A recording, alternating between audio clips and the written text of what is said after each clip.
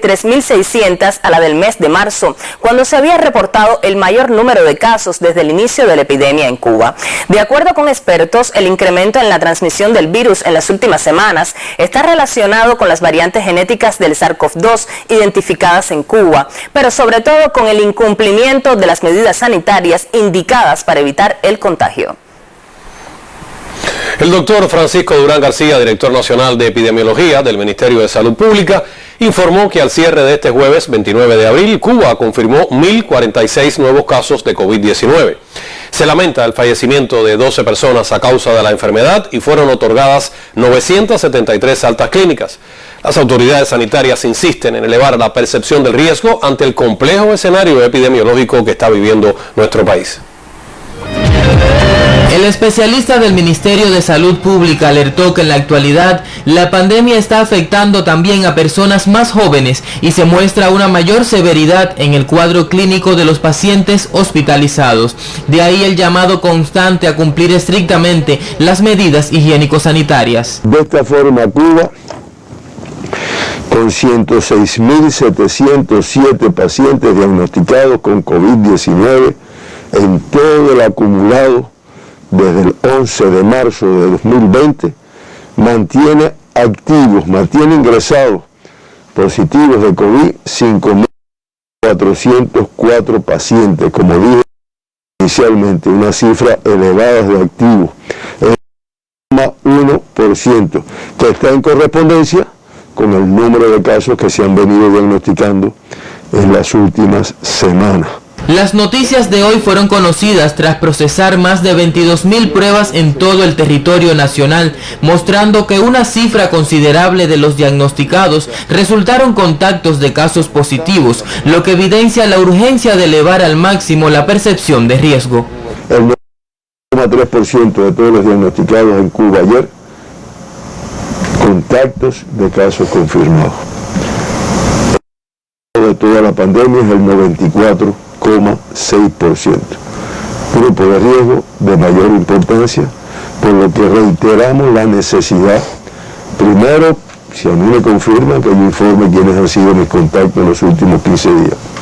Y segundo, su aislamiento para evitar que siga transmitiendo si es que está infectado.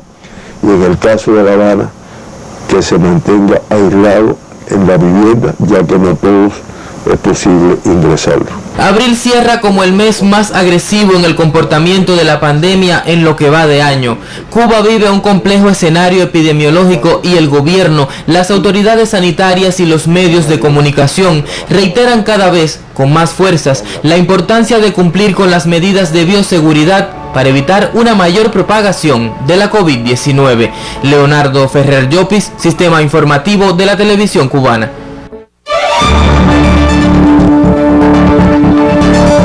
Más adelante en esta emisión conocerán de las nuevas orientaciones del Ministerio de Educación sobre el curso escolar y la programación educativa. Espere los detalles en solo minutos.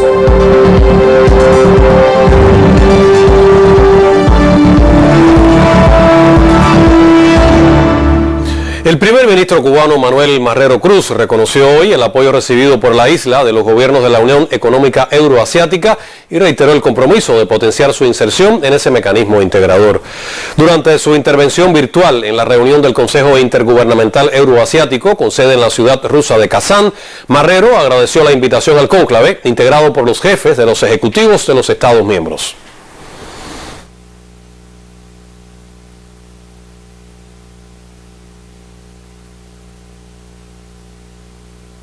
Excelentísimo señor Askar Mamin, primer ministro de la República de Kazajstán.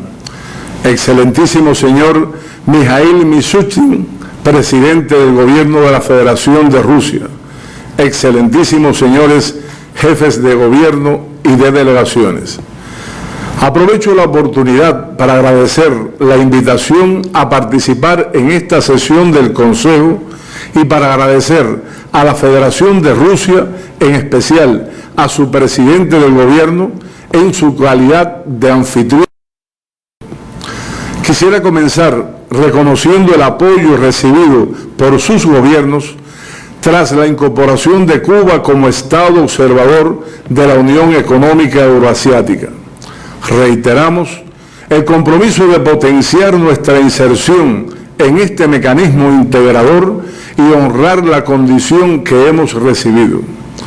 Con este espíritu se han sostenido conversaciones entre los ministros de Relaciones Exteriores de nuestros países para intercambiar sobre la posibilidad de incrementar la cooperación tanto en el contexto de la Unión Económica Euroasiática como a nivel bilateral. Cuba concede gran importancia a las relaciones económicas, comerciales, financieras y de cooperación con los estados de la Unión y ratifica su disposición de colaborar en la implementación de las directrices estratégicas para el desarrollo de la integración económica euroasiática hasta el 2025, en correspondencia con nuestra estrategia económica y social y el Plan Nacional para el Desarrollo Económico y Social cubano hasta el 2030. La pandemia de la COVID-19 ha desatado una crisis multisectorial de gran envergadura, agravada por guerras comerciales y medidas coercitivas unilaterales, violatorias del derecho internacional. En este escenario, Cuba ha tenido que enfrentar el recrudecimiento sin precedentes del bloqueo económico, comercial y financiero impuestos por el gobierno de los Estados Unidos, que se mantiene intacto con la actual administración del presidente Biden. Por otra parte, el impacto económico de la COVID-19, con incidencia particular sobre el turismo, una de nuestras principales fuentes de ingresos de divisas, y también importantes afectaciones por las incidencias de desastres naturales como consecuencia del cambio climático. Aprovecho la ocasión para reiterar nuestro agradecimiento por el apoyo permanente de sus países en la condena al bloqueo de los Estados Unidos contra mi país. Excelencias, Cuba otorga un significado especial al desarrollo de una cooperación estrecha y multifacética con la Unión Económica Euroasiática y con sus Estados miembros. Como ya hemos expresado a diferentes autoridades de sus países, reiteramos nuestro interés en ampliar y fortalecer la inserción de Cuba en las iniciativas euroasiáticas y en la cooperación bilateral en áreas como el comercio, la energía, el transporte, el turismo, la industria sideromecánica, la minería, la salud, la industria farmacéutica y la biotecnología.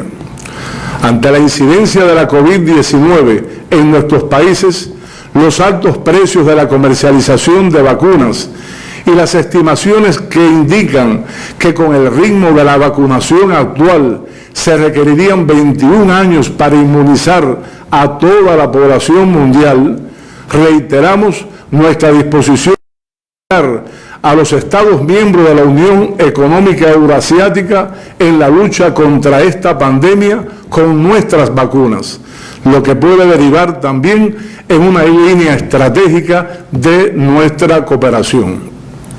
Nuestros candidatos vacunales, desarrollados por los científicos del Instituto Finlay de Vacunas y del Centro de Ingeniería Genética y Biotecnología, hasta el momento han demostrado ser efectivos ante las nuevas cepas detectadas a nivel mundial. Los ensayos clínicos de fase 3 con las vacunas Soberana 02 y Abdala marchan sin dificultad. Se ha demostrado que los niveles de anticuerpos que generan están al mismo nivel o son superiores a los de otros candidatos. De esta forma, Cuba tiene la capacidad de producir gran cantidad de vacunas y tiene programado convertirse en uno de los primeros países en inmunizar a toda su población. Por otra parte, estamos interesados en incrementar las exportaciones de bienes y servicios cubanos al mercado de la Unión y en lograr la participación de su empresariado en proyectos de inversión extranjera en Cuba, los cuales contarán con todo el apoyo de las autoridades cubanas correspondientes. Cuba trabaja también por potenciar las relaciones con el sector turístico de los países de la Unión, a partir de la experiencia desarrollada con la Federación de Rusia, especialmente a través del turismo corporativo y de salud. Estamos enfrascados en este momento en la creación de todas las condiciones para comercializar a nivel mundial un turismo seguro. En este sentido, estamos dispuestos a negociar la ampliación del tráfico aéreo desde sus países, incorporando otras ciudades de salida o de destino a las rutas ya tradicionales, y el incremento de los operadores aéreos y las frecuencias de los vuelos, con la seguridad de que Cuba constituye un corredor seguro y atractivo para los ciudadanos de sus países.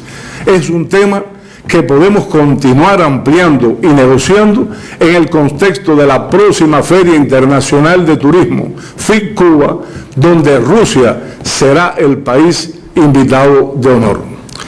Destacamos la disposición de Cuba a impulsar los vínculos de nuestra organización con los mercados de la región latinoamericana y caribeña, teniendo en cuenta que nuestro país tiene una participación multidimensional en la Asociación de Estados del Caribe y en la Comunidad de Estados Latinoamericanos y Caribeños.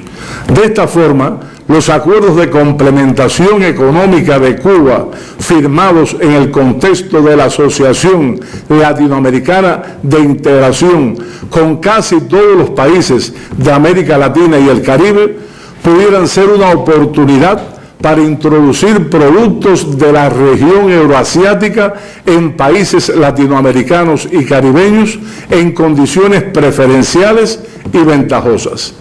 Excelencia, existe un gran potencial para fortalecer la cooperación con proyectos de interés mutuo que se encuentran recogidos en los documentos que norman nuestra relación, para lo cual es vital el fortalecimiento de vínculos del sector empresarial. Nos corresponde interactuar de forma activa para concretar el cumplimiento de todas esas tareas que responden a los intereses de nuestros países.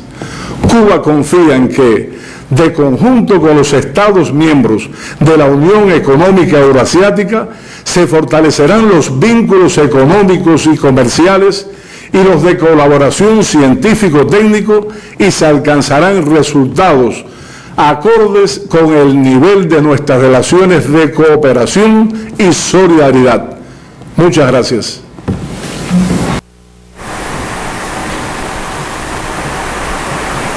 Revisamos ahora otras informaciones. Un año cumple hoy el ataque terrorista con arma de fuego perpetrado contra la Embajada de Cuba en Estados Unidos, sin que el gobierno de esa nación haya emitido una declaración de condena. La Cancillería cubana en varios momentos ha denunciado los peligros de esa actitud, pues alienta la ejecución de acciones similares por parte de individuos y grupos violentos que existen en el territorio norteamericano.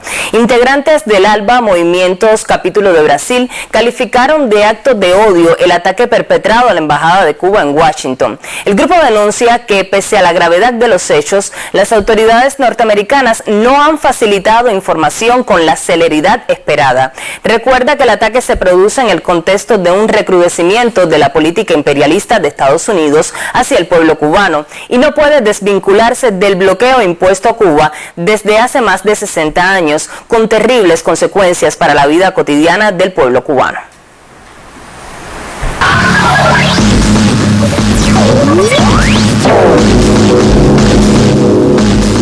Buenas tardes, veamos qué trasciende a nivel mundial hasta este minuto. Las autoridades sanitarias de Israel elevaron a 45 los muertos en la estampida hoy en el Monte Meron durante una peregrinación de judíos ortodoxos, en la cual además 150 personas resultaron heridas. El dato es parcial debido a la gravedad de muchos de los heridos. Gran parte de las víctimas fatales son menores, según el portavoz del Instituto de Medicina Legal, quien también precisó que las labores de identificación prosiguen a toda marcha para sepultar a los fallecidos ante el asueto religioso semanal hebreo del Sábado.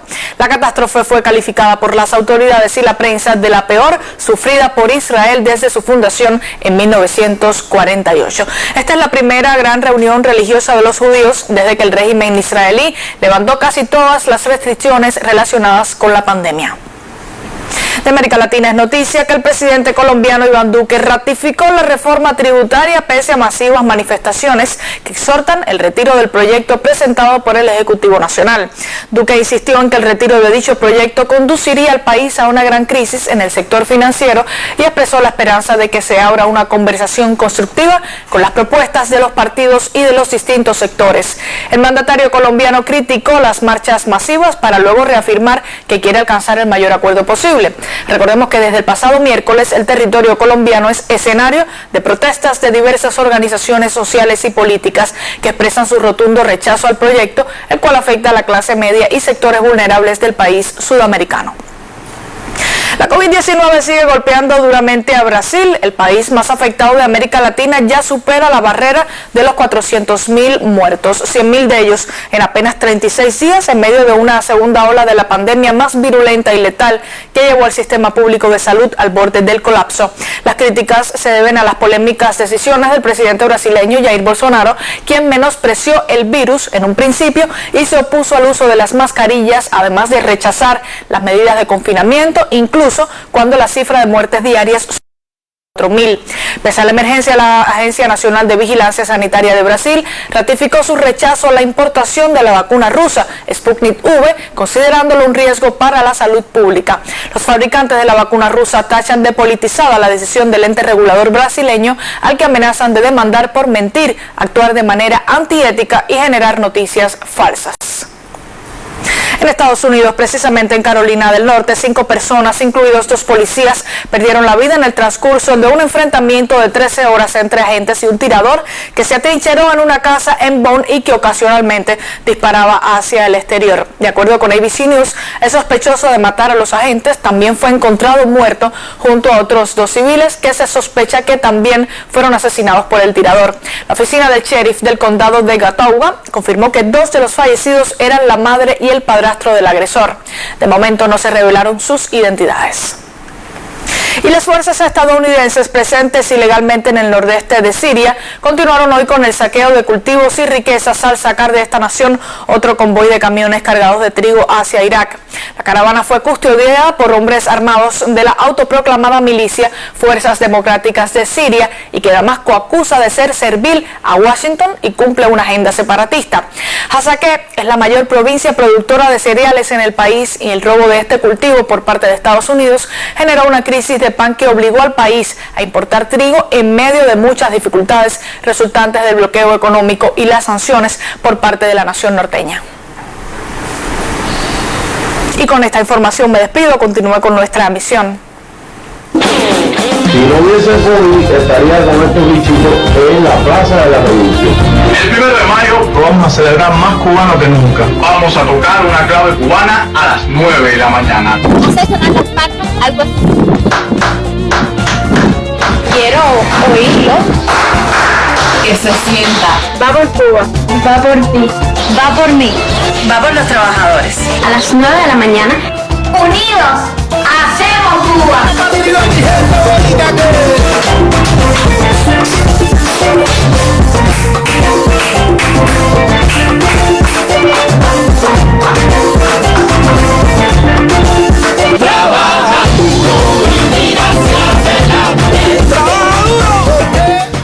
La entrega del título de Héroe del Trabajo de la República de Cuba e imposición de altas condecoraciones por el 1 de mayo tuvo lugar este jueves en el Salón de Protocolo del Consejo de Estado que está en el Laguito. El solemne acto estuvo presidido por el primer secretario del Comité Central del Partido y presidente de la República de Cuba, Miguel Díaz-Canel Bermúdez. El primer secretario del Comité Central del Partido y presidente de la República de Cuba, Miguel Díaz-Canel Bermúdez, entregó el título honorífico de Héroe del Trabajo de la República de Cuba a 13 compañeros y compañeras a quienes impuso asimismo la Estrella de Oro, entre ellos a Minerva Sarmiento Rodríguez, viuda del vicealmirante Julio César Gandarilla Bermejo, a quien se le confiere con carácter póstumo dicho título honorífico. Estas mujeres y hombres se resume la labor de militares, trabajadores civiles de la defensa, azucareros de la industria alimentaria y la pesca, constructores, profesionales de la salud, hotelería y turismo y de la industria. Todos ellos han demostrado valores de patriotismo, laboriosidad, sacrificio, responsabilidad y fidelidad a la revolución, que en estos tiempos de definiciones son de patria o muerte. No albergamos ninguna duda que el movimiento sindical los tendrá siempre presentes por su legado, por la entrega y por su ejemplo. Todo el reconocimiento yo pienso que lleva un compromiso de honor, sobre todo en este contexto, en este momento histórico que estamos viviendo de una pandemia expandida que está azotando gravemente a la humanidad. No, me siento satisfecho, me siento que es algo que me obliga a seguir trabajando más cada día. Medalla que yo la recibo, pero en sí, cuando uno se gana una medalla y está al frente de un grupo de trabajadores, esa medalla es compartida. Miembros del Buró Político y del Secretariado Nacional de la CTC entregaron la Orden Lázaro Peña de primer grado a 12 trabajadores y la de tercer grado a 4 exdirigentes sindicales. Asimismo, a una representación de la brigada Henry Riff se le otorgó la medalla Hazaña Laboral. Miguel Ángel Ribalta, Sistema Informativo de la Televisión Cubana. El Encuentro Mundial de Solidaridad con Cuba, organizado por la Central de Trabajadores de Cuba y el Instituto Cubano de Amistad con los Pueblos, inició hoy de manera virtual. El presidente del ICAP, Fernando González, llamó a los amigos del mundo a seguir condenando la política genocida del bloqueo de Estados Unidos contra Cuba, que arreció con más de 200 medidas durante la administración de Donald Trump. Además, destacó la mano solidaria de Cuba con otros pueblos del mundo en las condiciones de pandemia y significó el logro de la ciencia cubana con la creación de 5 candidatos vacunales contra la COVID. Desde el sur de África, el Congreso de Sindicatos Sudafricanos destacó que las restricciones de la pandemia no impidieron que Cuba enviara a sus médicos a otros lugares del mundo a brindar su solidaridad. Al encuentro de solidaridad llegan los mensajes de sindicatos y organizaciones del mundo de rechazo al bloqueo y al reconocimiento de los trabajadores cubanos de la salud. Bajo el lema Unidos Venceremos, este 30 de abril y mañana 1 de mayo, la solidaridad internacional se reunirá de manera virtual para unar voces por la causa del pueblo cubano, un evento que podrá ser visualizado desde los perfiles institucionales del ICAP y la CTC en la red social de Facebook.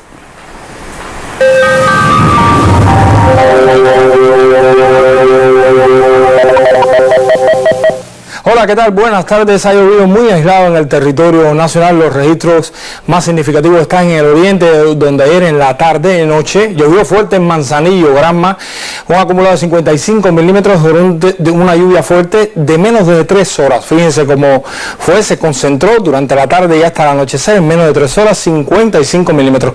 Pero también en Matanzas, en Jovellanos, tuvimos una tormenta local severa con un tornado que afectó una empresa de esta localidad, fundamentalmente los techos. Son situaciones que se dan en este mes de abril, que ya está concluyendo, o sea, llueve fuerte o ocurren fenómenos de severidad en localidades muy aisladas, principalmente durante la tarde y hasta el anochecer. Hoy no será diferente. Hoy vamos a tener la mayor parte de los nublados y la lluvia hacia localidades del interior y sur de casi todo el territorio nacional, donde se reúnen las condiciones más favorables a la lluvia, pero hasta ahora observen muy poca nubosidad sobre el territorio nacional. Algunos nublados están llegando ya en el flujo del sudeste de niveles bajos de la atmósfera, que realmente es cálido y húmedo. Por eso, en el pronóstico para esta tarde y noche, vamos a tener cielo parcialmente nublado. Llegará a nublado en localidades del interior, fíjense, de casi todo el territorio nacional, excepto en la isla. En el resto de las localidades del interior y sur vamos a tener lluvias que se extenderán hasta las primeras horas de la noche, con actividad de tormentas eléctricas. En la noche comienza a disminuir la nubosidad. Vamos a tener poca nubosidad en casi todo el territorio nacional, nacional, pero se mantendrá el cielo parcialmente nublado en el occidente y también en zonas del suroriental. En cuanto a los vientos, bueno, vamos a tener vientos del este, nordeste, pero las temperaturas hoy un poco más frescas o menos cálidas, vamos a decir, en zonas de la costa norte, donde pudieran estar en el entorno de 32 grados debido a los vientos del nordeste.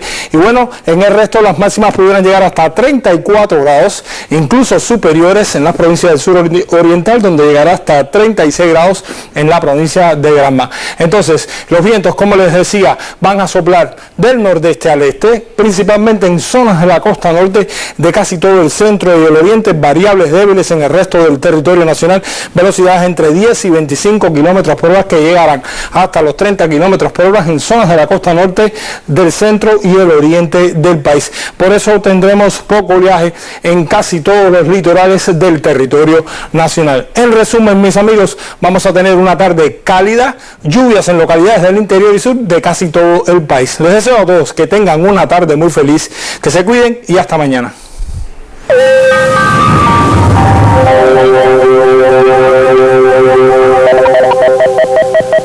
A través de la programación educativa, estudiantes de los territorios con una compleja situación epidemiológica continúan hoy su formación desde el hogar. El Ministerio de Educación ratificó que el regreso a las aulas tendrá lugar cuando las condiciones sanitarias lo permitan. La compleja situación epidemiológica que vive el país debido a la pandemia no hace posible aún el regreso a las aulas. El Ministerio de Educación ratifica que el curso reanudará de manera presencial cuando las condiciones epidemiológicas lo permitan. Hoy los estudiantes continúan su preparación a través de la programación educativa. El curso escolar 2020-2021 continúa con actividades docentes televisivas. Actividades docentes televisivas que se desarrollan en todos los niveles educativos, desde la primera infancia hasta la formación pedagógica. Cuando la situación epidemiológica permita continuar el curso escolar de manera presencial, los docentes trabajarán con los estudiantes en las aulas los objetivos y contenidos que deben recibir en cada grado. E iniciaremos con un diagnóstico, donde ese diagnóstico nos va a permitir conocer las necesidades de nuestros estudiantes y hacia dónde nuestros maestros y nuestros profesores deben dirigir la atención individualizada de nuestros escolares. Por tal motivo, primero realizaremos actividades presenciales, o sea, las clases presenciales, los contenidos y los objetivos que deben vencer nuestros estudiantes en cada asignatura y en cada grado. Luego de estas actividades presenciales, de estas clases presenciales, realizaremos el sistema de evaluación en correspondencia a los objetivos y contenidos impartidos de manera presencial. Esenciales en este periodo continuar visualizando la programación educativa que contribuye a la formación de los estudiantes de todos los niveles de enseñanza. Yusilín Suárez Ogando, Sistema Informativo de la Televisión Cubana. El 1 de enero del 2021 marcó el inicio del proceso de ordenamiento monetario en Cuba, que tiene entre sus principales objetivos la motivación por incorporarse al empleo en función del desarrollo económico del país. En este primer trimestre del año, las solicitudes de empleo han aumentado 3 veces más que las ocurridas en un año anterior al ordenamiento. Según la información del subdirector de empleo del Ministerio de Trabajo y Seguridad Social, Ariel Fonseca Quesada, en el foro online del periódico Trabajadores que fue realizado ayer, un total de 101.340 cubanos han aceptado ofertas laborales desde enero hasta el momento, de los cuales el 33% son menores de 35 años y el 36% son mujeres. De estas plazas ocupadas, el 53% pertenecen al sector estatal y el 47% al sector no estatal de la economía. De las plazas ocupadas, más del 70% fueron en el sector empresarial y productivo. Ahora bien, revisemos otra gráfica. Más de 10.200 personas se vincularon a las OSDE del Ministerio de la Agricultura y más de 300.000 en Ascuba. También tenemos más de 3.800 cooperativas agropecuarias y más de 1.500 en el Ministerio de la Construcción. Como se conoce, estos son sectores priorizados en este proceso de ordenamiento donde se demanda también mayor productividad. Revisemos ahora otros datos. datos. El municipio especial Isla de la Juventud y las provincias de Mayabeque y Ciego de Ávila son los territorios con mayores porcientos de aceptación de las ofertas, con un 91%, 82% y 76% respectivamente. En medio de todo este proceso, con el fin de facilitar la incorporación de los cubanos al empleo, se desarrolló la aplicación informática Trabajar en Cuba y hasta el momento esta APK cuenta con más de 10.000 usuarios. Entre las principales preocupaciones conocidas está la necesidad de que los empleadores, tanto del sector estatal como el no estatal, publiquen y mantengan actualizadas las ofertas laborales en esta APK. Los datos que hemos revisado muestran los efectos favorables como consecuencia de la tarea de ordenamiento. El general de Ejército Raúl Castro Ruz expresó en el informe central al 8º Congreso del partido que el nivel de vida y de consumo de los cubanos deberá estar determinado por los ingresos legales que perciben y no por subsidios excesivos y gratuidades indebidas. El Ministerio de Trabajo y Seguridad Social trabaja para lograr esta meta en cuestiones claves y así poder aportar mucho más a la recuperación que necesita nuestro país. Avanzamos con otros temas. A 6 meses de implementada la alianza entre la Universidad Tecnológica de La Habana, José Antonio Echeverría, y la Organización Superior de Dirección Empresarial de Agua y Saneamiento, investigaciones y el avance de proyectos confirman la validez del vínculo entre la educación superior y entidades del sector económico. Y empresas encadenadas. Visión integradora que apunta hacia soluciones sostenibles. Proyectos que tienen que ver con el tema de la eficiencia energética, proyectos que tienen que ver directamente ya con la recuperación de piezas, solución de problemas directos en los acueductos. En este contexto, la entidad proyecta elevar el nivel profesional del sector. Es noticia que en 10 universidades del país serán formados técnicos en agua y saneamiento, una carrera de ciclo corto. Al mismo tiempo se planifica realizar una especialidad con rango de maestría. En la Universidad de Ciego de Ávila, la especialidad para técnicos en agua y saneamiento. En la Universidad Marta Abreu de Villa Clara vamos a hacer la especialidad en logística de almacenes, portadores energéticos, y en la CUJAE haremos una especialidad en dirección en agua y saneamiento. La proyección incluye doctorados para aumentar el nivel científico. Esta colaboración, como se enfatizó en el encuentro, lleva implícitas experiencias y las ideas del comandante en jefe Fidel Castro Ruz, el pensamiento y el enfoque económico del general de ejército Raúl Castro Ruz y el llamado del primer secretario del Comité Central del Partido Comunista de Cuba y presidente de la República, Miguel Díaz-Canel Bermúdez, quien ha convocado a acudir a las universidades para resolver muchos de los problemas del país. Bernardo Espinosa, Sistema Informativo de la Televisión Cubana.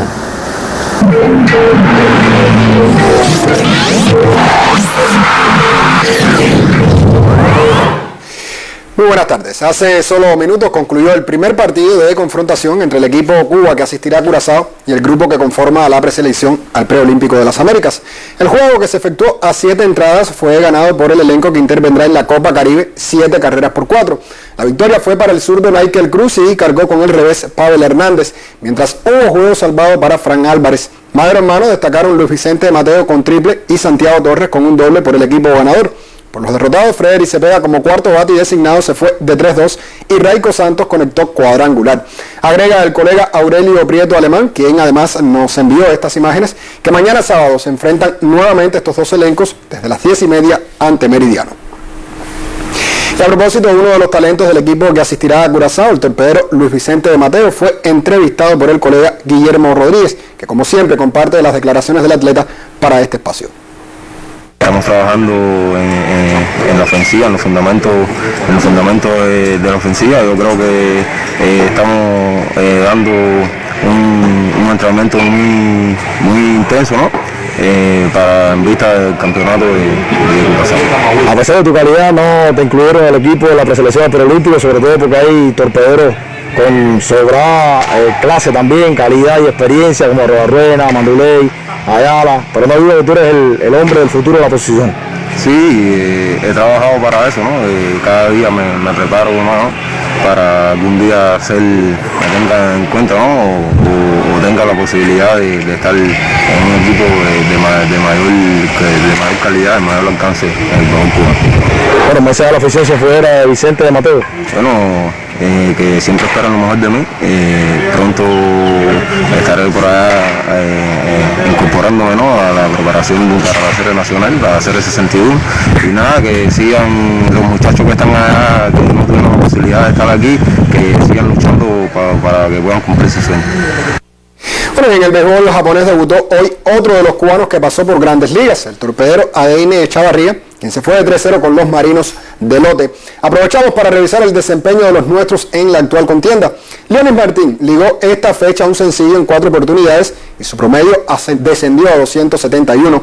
Dayan Bisiede disparó su tercer jonrón de la campaña y un sencillo en 4 visitas al plato, además de remolcar una carrera. El inicialista aumentó su promedio a 275 y su total de empujadas a 14. Su compañero de equipo, Raidel Martínez, se anotó su tercer salvado del año tras retirar en fila a los 3 bateadores que enfrentó en una entrada de relevo. Su efectividad bajó a 2.35. Por Sofán, Alfredo Despaine se fue de 4-1 con un sencillo y una anotada para aumentar su promedio a 205, mientras que Yurisbel Gracial se fue de 3-0 con una anotada para disminuir el suyo a 324. Asimismo, Oliván Moinero permitió un jonrón solitario y un sencillo en una entrada de relevo para elevar su efectividad a 0.90. Y el equipo Cuba de Fútbol Sala partirá mañana a Guatemala para disputar las eliminatorias de CONCACAF rumbo al Mundial de Lituania 2021. El colega Andy José Rivera conversó con Clemente Reynoso, técnico de la selección nacional cubana. Con apenas 20 días de preparación y un entrenamiento atípico en tiempos de COVID, la selección nacional de fútbol sala ultima detalles de cara al premundial CONCACAF.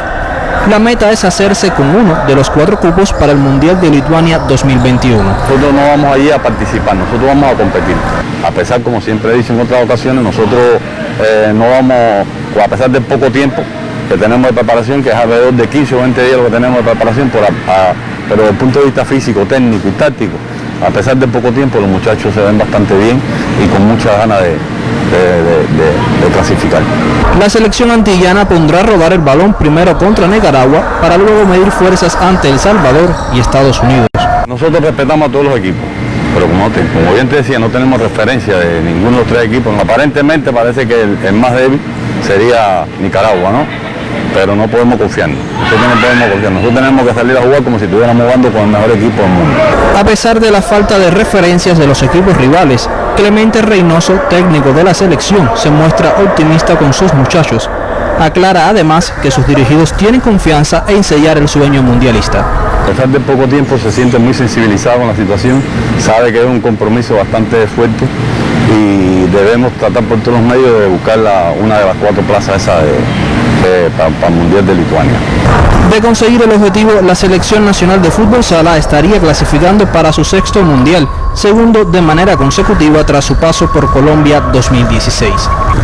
Andy José Rivera, Sistema Informativo de la Televisión Cubana. José Ramón Pelier se convirtió este jueves en el 5º canoísta cubano clasificado a los Juegos Olímpicos de Tokio. Informa la publicación deportiva HIT que la Federación Internacional de Piragüismo premió al oriundo de Baracoa por su desempeño en la modalidad C1 a 1000 metros. En esa distancia competirá Pelier en Szeged, Hungría, del 14 al 16 de mayo, en la primera Copa del Mundo de Velocidad, y del 21 al 23 venidero en la segunda con asiento en Barnaul, Rusia. Le acompañarán en esas justas los multilaureados Sergei Torres y Fernando Dayan Jorge en el C2, y en esa misma modalidad entre chicas Yarisleidy Cirilo y Catherine Nuevo, todos con boletos para Tokio. Y las cubanas Lidiani Echevarría y Yanisleidy Sánchez se enfrentarán este viernes a una pareja aún por definir, y de ganar se podrán incluir entre las 16 mejores de la tercera parada del circuito mundial de voleibol de playa en Cancún. De la Liga Española, el Atlético de Madrid mantuvo el liderato gracias a la victoria del Granada sobre el Barcelona 2-1. Precisamente el conjunto catalán junto al Real Madrid está a 2 puntos de la cima. En tanto, el Sevilla también está de lleno en la pelea con 70 unidades. Cada uno de los encuentros de ahora en adelante, a falta de 5 jornadas, serán decisivos. El equipo de Simeone chocará mañana con el Elche y el Real Madrid lo hará ante los Osasuna. Para el domingo el Barça enfrenta al Valencia en Mestalla y el lunes el Sevilla tendrá cancha por medio al Athletic de Bilbao. Con información del Más Universal finaliza este tiempo para la actualidad deportiva. Muy buenas tardes. Muy buenas tardes también para ti, Alejandro. Continuamos con temas del acontecer internacional. Este viernes, el Ministerio de Salud de la India comunicó que el país superó el récord de contagios diarios por coronavirus, al sumar en las últimas 24 horas otros 386.452 positivos. Esta es la cifra más alta registrada desde que comenzó la pandemia en esa nación asiática. Durante la misma jornada, Diana, la India contabilizó 3.498 decesos, dramáticos realmente. El jefe de la Organización Mundial de la Salud para Europa advirtió que la grave crisis del COVID-19 en la India puede ocurrir en cualquier parte. La periodista Irma Shelton tiene los detalles. Las pilas funerarias en India sobrecogen. Los crematorios se vieron sobrepasados. Son miles en todo el país y Nueva Delhi, la capital, el estado de Maharashtra y la ciudad de Mumbai son las más afectadas. Junto a sus muertos, los familiares, a los que además de ver cómo queman a los suyos en mitad de las calles, les piden unos $100, 20 veces la tarifa normal, para realizar la cremación. En India, los contagios avanzan a velocidad récord, sumando más de 100.000 casos diarios en tan solo una semana. El número de muertes también es imparable, en parte por la falta de oxígeno en muchos hospitales. En la sección de COVID-19 de este hospital de Delhi apenas hay espacio para los pacientes. Los médicos no dan abasto. Algunos caen enfermos, víctimas del virus. Es una cara de la pandemia de la India. Y esta es otra cara. Una mujer recibe oxígeno fuera de un templo Sikh. No es la única. En las salas de emergencia de Delhi no hay espacio para estas personas. Aquí los propios familiares tienen que ocuparse de los enfermos graves. De acuerdo con la Organización Mundial de la Salud, la segunda ola de coronavirus en la India fue causada por una tormenta perfecta de diferentes factores. El director regional de la OMS para Europa, Hans Kluge, advirtió que la grave crisis de la COVID-19 que está sufriendo la India puede ocurrir en cualquier parte. Sí, creo que es muy importante darse cuenta de que la situación en la India puede ocurrir en cualquier parte. Este sigue siendo un gran desafío en los países, cuando se relajan las medidas de protección personal, cuando hay reuniones masivas, cuando hay variantes más contagiosas y cuando la cobertura de vacunación aún es baja. Todo esto puede provocar una tormenta perfecta en cualquier país. Más de 40 países comenzaron a enviar recursos a la segunda nación más poblada del mundo. Según datos científicos, la cepa del coronavirus que circula en la India con 2 mutaciones es más infecciosa que otras, pero la OMS insiste en que el comportamiento responsable de la población y sus autoridades es vital para frenar el contagio mientras espera por la vacuna. Para el sistema informativo de la televisión cubana, Irma Shelton Tacé. Nos dice. En los minutos finales de esta emisión conocerán la historia de Anubis Nieves García, una niña tunera que superó las afectaciones psicológicas asociadas a la COVID-19.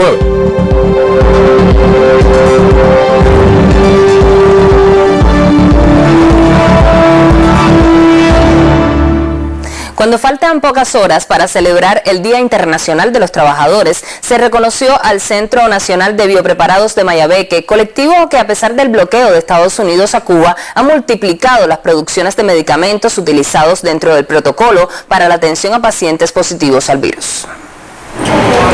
El transcurso del año 2020 impuso mayores retos al Centro Nacional de Biopreparados, trabajadores que durante extensas jornadas han estado enfrascados en la producción de 10 de los principales productos de la biotecnología cubana que se emplean dentro del protocolo de medicamentos para la atención a pacientes positivos y en el escalado industrial de 3 de los 5 candidatos vacunales. Biosen arriba a este 1 de mayo con la categoría de empresa de alta tecnología, la entrega de la Orden Carlos J. Finlay, 2 premios a la innovación tecnológica y de la Academia de Ciencias de Cuba. Las afectaciones del genocida bloqueo de los Estados Unidos no han impedido que el talento y la creatividad de nuestros especialistas y técnicos logren mantener en plena disposición la tecnología instalada, garantizando la calidad, seguridad y eficacia de sus producciones.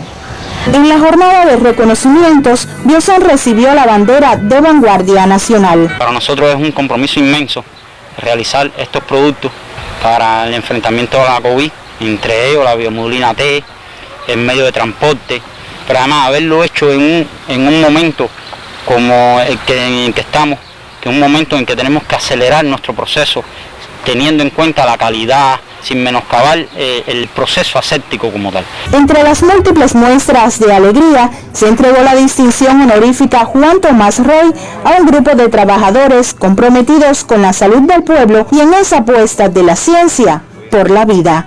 En Mayabeque, Eliane Soto, Sistema Informativo de la Televisión Cubana. Y desde hace ya más de un año todos despertamos atentos esperando el informe que cada mañana nos llega por parte del doctor Durán. Pero hoy día toca hacer más desde lo personal. Toda medida es poca cuando se trata de prevenir el contagio de este virus. Como nos explica Maray Suárez, salir a la calle en la capital de Cuba es ver un ir y venir de personas de manera constante. Es hora, según Maray, de reinventarnos y trazar nuevas estrategias que limiten el movimiento en nuestra ciudad. La Habana, capital de todos los cubanos, provincia del país hoy con más casos positivos de coronavirus. Todo un año de trabajo sin descanso para mitigar esta pandemia que hoy aumenta los índices de contagio.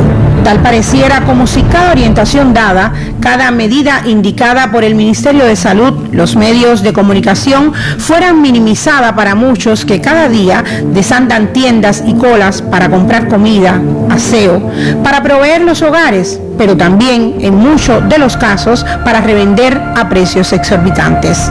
Una pandemia que compite con crisis económica, de ahí las ya acostumbradas colas en cualquier lugar de La Habana. Lo cierto es que este virus, que hoy muta con nuevas cepas y se vuelve más agresivo, no entiende de carencias. En nuestro recorrido notamos cómo las personas quitan su mascarilla para comer en la calle, fumar, hasta hablar con otros que tienen cerca. Una irresponsabilidad que puede propiciar el contagio. El uso del nasobuco es una de las medidas obligatorias a cumplir. No nos exime del coronavirus, pero sí ayuda a mitigar el contagio. Es un llamado a la sensibilidad, responsabilidad de cada uno de nosotros, sin pretender esconder o minimizar otros problemas.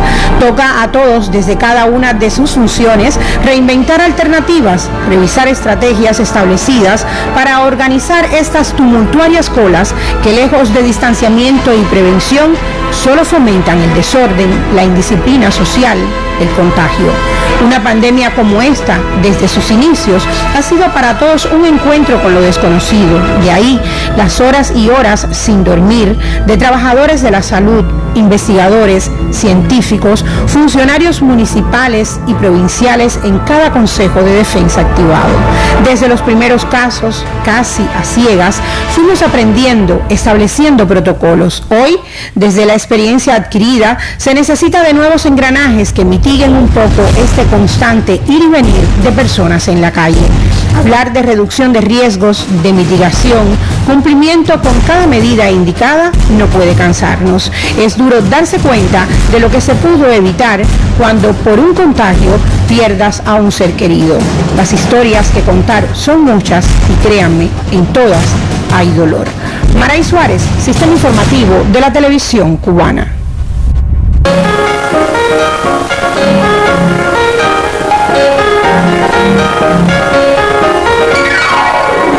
Buenas tardes. El 30 de abril se celebra el Día Internacional del Jazz, decretado por la UNESCO en el año 2011. Con la dedicatoria de un día a este género musical, se pretende sensibilizar sobre la importancia del jazz como herramienta educativa y de promoción de la paz, el diálogo y la cooperación entre los pueblos del mundo. El Festival Jazz Plaza de La Habana y el programa Transcultura, integrando a Cuba, el Caribe y la Unión Europea mediante la cultura y la creatividad de la UNESCO, celebran el Día Internacional del Jazz en 2021 con un concierto online en intercambio creativo del Caribe dirigido por el músico cubano Roberto Fonseca. Se presentará a la banda del Jazz Plaza con la participación por primera vez de artistas de 9 de los 17 países del Caribe beneficiarios del programa Transcultura, los cuales se unirán de forma virtual a esta fiesta del jazz. El concierto subregional contará con la participación de reconocidos músicos caribeños de Barbados, Santa Lucía, Jamaica, Dominica, Haití, Belice, República Dominicana y los cubanos Roberto Fonseca y Bobby Carcassés. El concierto se transmitirá a las 6 de la tarde en plataformas digitales del Ministerio de Cultura y a las 9 de la noche en el canal clave de la televisión cubana. Será un vehículo de promoción e integración para la obra de artistas caribeños, a la vez que un material didáctico disponible para su uso en los procesos de enseñanza-aprendizaje en la región.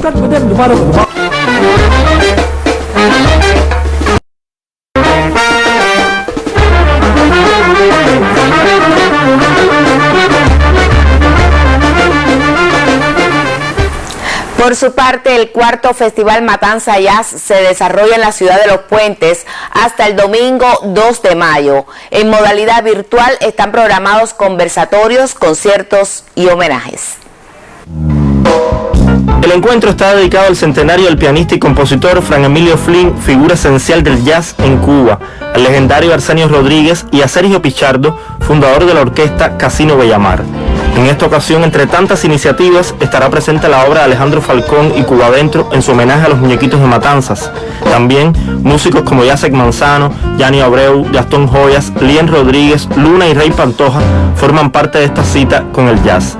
Desde otros países, artistas como Arturo Farril o Víctor Goines dijeron sí y acompañan ya las jornadas de este festival que tiene como eje la música. Raúl Nogués, Sistema Informativo de la Televisión Cubana. Cambiamos de tema. La Asociación Hermanos Saiz ya está en campaña por su aniversario 35 de creada. En conferencia de prensa se conocieron los detalles de las actividades de celebración. La Asociación Hermanos Saiz comienza los festejos por sus primeros 35 años de fundada en medio de una compleja situación epidemiológica en el país, pero no por ello merman las ganas de crear ni las celebraciones, que esta vez tomarán matices diferentes. En conferencia de prensa celebrada en el pabellón Cuba de esta capital ofrecieron detalles de lo que estará sucediendo. Como siempre, nosotros tenemos un sistema de jornadas que aún en esta difícil situación no ha cambiado. Lo único que se ha trasladado a las plataformas de las redes sociales digitales, también a la radio y a la televisión. Este año es un año especial también. Nuestro programa de televisión, Paréntesis, cumple 15 años. Inauguramos un espacio en la radio, en Radio Rebelde, que se llama Enclave, que sale los domingos a partir de las 1:30 hasta las 2:30. Hemos tratado de mantenernos jóvenes, de alcanzar a la mayor cantidad de público posible con la obra de nuestros creadores, de que los creadores sientan que la organización sigue viva y les es útil. Eso es fundamental para nosotros. Como parte de la actividad se presentó también la campaña del Festival de Juventudes Artísticas Romerías de Mayo, que se celebrará del 2 al 8 de este mes por segunda ocasión de manera online con considerable presencia internacional. Todos nuestros eventos que se han adaptado a estas nuevas tecnologías y a las circunstancias que estamos viviendo. El Congreso de Pensamiento Memoria Nuestra estará desarrollándose y otorgando su premio de investigación, que constituye un estímulo a todos aquellos jóvenes investigadores. Todas las plazas públicas de romerías, aquellas que toman las calles tradicionalmente, pues en esta oportunidad estaremos llevando nuestro arte a las plataformas digitales y a los medios de comunicación, así que lo invitamos a todos a participar con nosotros. Además, se brindaron detalles acerca de las convocatorias a becas y premios que ofrece la asociación, que se pueden consultar a través de su página web. Saily Pérez Gordillo, Sistema Informativo de la Televisión Cubana. Con este reporte concluyen las culturales. Por favor, cuídese mucho. Buenas tardes. Muy buenas tardes también para ti, Dagné. La Organización Mundial de la Salud informó que aumentan los casos de menores con problemas psicológicos vinculados a la angustia que les genera la pandemia. Son heridas invisibles que viven los infantes que padecieron la COVID-19. Hoy les proponemos el testimonio de una niña en la provincia de Las Tunas que le contó sus vivencias a la periodista Yelenis Fernández García. Para mí fue muy malo porque me sentí mal cuando me avisaron de que tenía esa enfermedad. Me dio temblor, fiebre, dolor de cabeza, malestar en la barriga.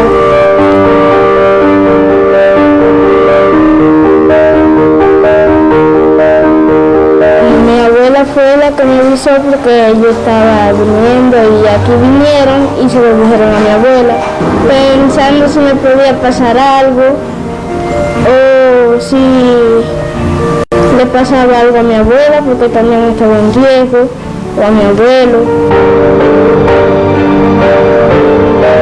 Aquí estoy ya bien, le doy gracias a todos los médicos de nuevo, porque me curaron de esta enfermedad.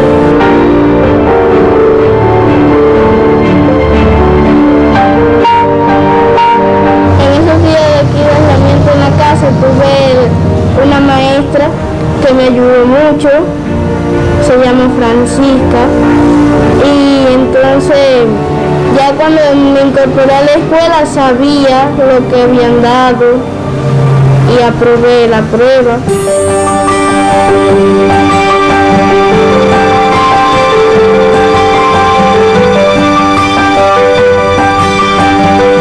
Llegué a la escuela, mis amiguitos querían abrazar y besarme, pero no se puede porque hay que estar distanciados.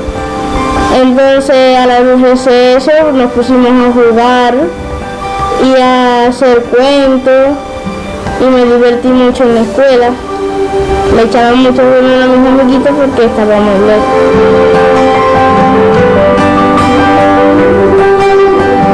Yo aconsejaría que se laven bien las manos, que respeten las medidas higiénicas, que no se bajen en nasobuco, que no vayan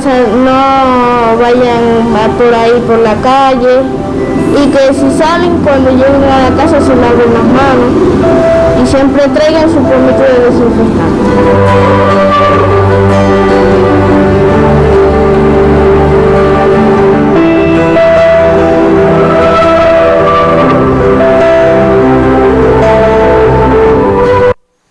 Y con esta historia de esperanza y también de resistencia a los efectos de la enfermedad, concluye el noticiero del mediodía. Esperen más informaciones en el noticiero, en la emisión de Canal Caribe de la tarde y también el noticiero estelar de las 8 de la noche. Pasa buen fin de semana junto a tu familia. Usted también, amigo televidente, como quiera que se acerca ya el sábado y el domingo. Mañana habrá una transmisión especial con motivo del Día Internacional de los Trabajadores, que de forma virtual estaremos celebrando cada quien y cada centro de trabajo y cada persona en su casa, de acuerdo a la manera que ha escogido. Pero recuerde siempre, donde quiera que esté, siempre observe todas las medidas higiénico-sanitarias porque la COVID permanece entre nosotros y se pega por contagio. De manera, si usted gana, ganamos todos. Buen fin de semana. Buenas tardes.